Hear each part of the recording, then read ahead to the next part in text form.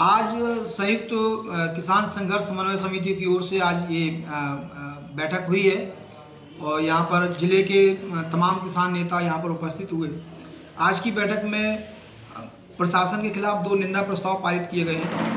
पहला प्रस्ताव ये है कि जिस तरीके से आधी रात के समय किसान आंदोलन के टेंट को हटाया गया पुलिस ने जबरिया तरीके से, ये बहुत ही निंदनीय बात है।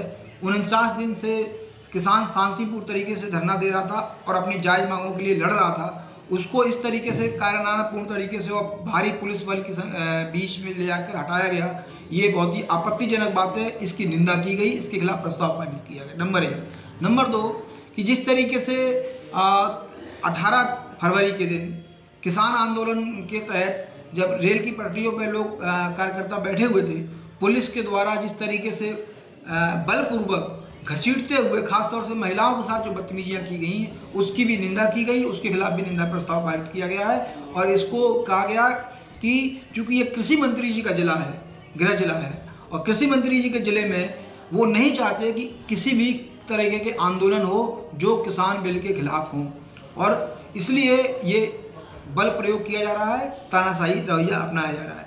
हम ये कहना चाहते हैं कि आप चाहे जेल में डाल दो, चाहे लाठी चलाओ, चाहे जितना भी दमन करो, लेकिन ये किसान कानून जब तक वापस नहीं होते, जो देश विरोधी हैं, जो खेती और किसान को बर्बाद करने वाले हैं, तब तक ये वापस नहीं होते, तब तक ये लड़ाई जारी रहेगी। नंबर 1। नंबर 2 कि इस बैठक में कुछ फैसले हुए जिसकी जानकारी हम आपके बीच में रख रहे हैं।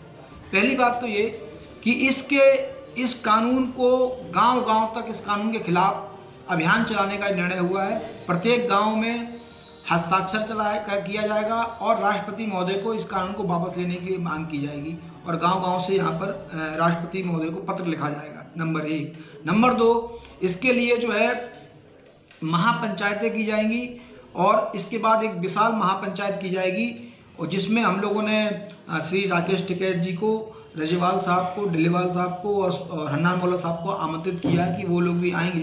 जैसी उनकी डेट निश्चित होती है, ग्वालियर में एक महापंचायत की जाएगी। और इसके बाद जो है ये भी तय किया गया कि शहरों में भी जो है, जो बस्तियां हैं, जो लोग इस प्रभावित हो रहे हैं, कृषि बिल का क्या असर पड़ने वाला है, उसमें शहरों में भी अभियान चलाया जाएगा। और कुल मिला के इस पूरे तीनों कानून के खिलाफ अभियान को और तेज किया जाएगा।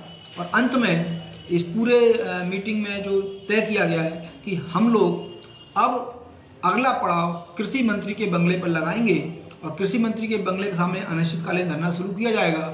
ये निर्णय हुआ है और इसकी धरने के लिए बाकायदा अनुमति लेने के लिए कल सारे किसान नेता कलेक्टर महोदय से मिलने जाएंगे, उनसे अनुमति मांगेंगे और अनुमति मिलने के बाद अब केंद्रीय कृषि मंत्री के बंगले के सामने ये आंदोलन शुरू होगा। यही जो बैठक के निर्णय थे, जिसकी जानकारी मैंने आप लोगों के बीच में रखी है। बहुत बहुत धन्यवाद।